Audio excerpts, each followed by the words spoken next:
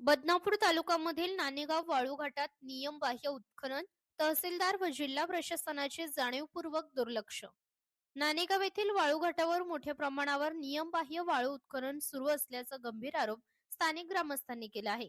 शासनाने घालून दिलेल्या अटी व शर्तींचे उल्लंघन करत रात्रीच्या वेळी यंत्रसामग्रीच्या सहाय्याने वाळू उपसा केला जात असल्याचे नागरिकांचे म्हणणे आहे. ग्रामस्थांच्या म्हणण्यानुसार नदीपात्रात निर्धारित मर्यादेपेक्षा अधिक खोलीपर्यंत उत्खनन केले जात आहे. यामुळे नदीच्या प्रवाहात बदल होण्याची शक्यता असून परिसरातील विहिरींची पाण्याची पातळी कमी होत असल्याची तक्रार शेतकऱ्यांनी केली आहे. तसेच अवजड वाहनांची सततची वर्दळ असल्याने गावातील रस्त्यांची दुरावस्था देखील होत आहे. विशेष म्हणजे या संदर्भात महसूल विभाग व तहसील कार्यालयाकडे अनेक वेळा तक्रारी देऊनही ठोस कारवाई झालेली नाही, असा आरोप ग्रामस्थांनी केला आहे.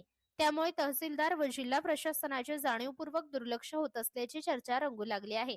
स्थानिक नागरिकांनी संबंधित अधिकाऱ्यांनी तातडीने स्थळ पाहणी करून पंचनामा करावा व दोषींवर कठोर कारवाई करावी, अशी मागणी केली आहे. याच दरम्यान तालुका महसूल विभागाकडून दंडात्मक कारवाई होईल का की नाही, असा प्रश्न उपस्थित होत आहे. नियमबाह्य उत्खनन थांबवण्यासाठी नेमकी कोणती पावले उचलली जाणार, याकडे सर्वांचेच लक्ष लागले आहे.